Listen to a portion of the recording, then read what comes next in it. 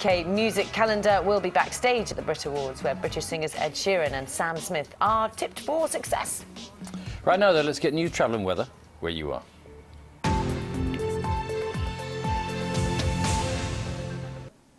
Hello, good morning. An investigation's been launched by both the police and the fire service after the body of a man was found at a house in Tyldesley near Wigan.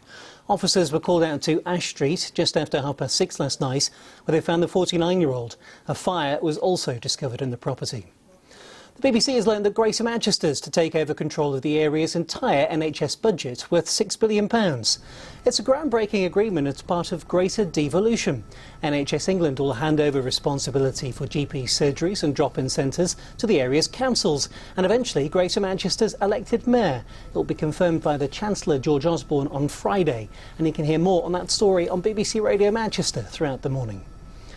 Liverpool magistrates will today decide whether a live music venue in the city should remain closed.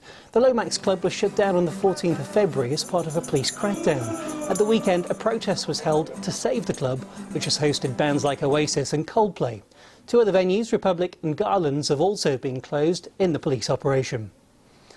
Firefighters across the region will strike for 24 hours from 7 o'clock this morning as part of a long-running row over pensions. Last year, the Fire Minister, Penny Mordaunt, told MPs that firefighters who fail fitness tests will be redeployed. The union says fire authorities have failed to back up that guarantee. A competition aimed at finding an architect to help redesign parts of Preston bus station is being launched by Lancashire County Council today.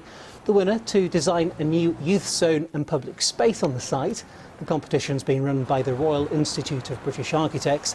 Around £13 million will be invested into the Grade 2 listed building as part of the plans. On to football now. Manchester City were beaten 2-1 by Barcelona in the first leg of the Champions League last 16 match last night. Fans, though, weren't too downhearted at the result.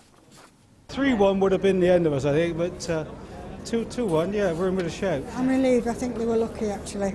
Optimistic, yeah. Yaya's back, and that'll help. The second leg's not impossible, is it? So, it's only one goal in it. Time now, let's have a look at the weather from Mel Coles.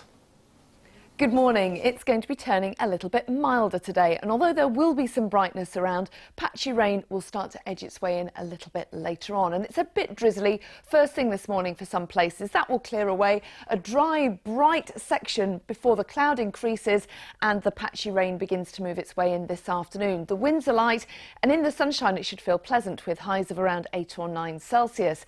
And there's not going to be much change as far as the temperatures are concerned as we head on into tonight. A mild night, some hill fog in places and some drizzle as well, ahead of another band of rain which will start to edge its way in as we approach dawn.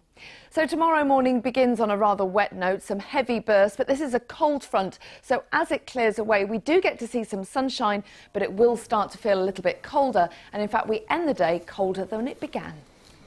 And there's no major problems on the roads or public transport to tell you about so far this morning. You can, of course, keep up to date throughout the day on your BBC local radio station. That's it from me for now. I'm back again just before 7. Until then, goodbye.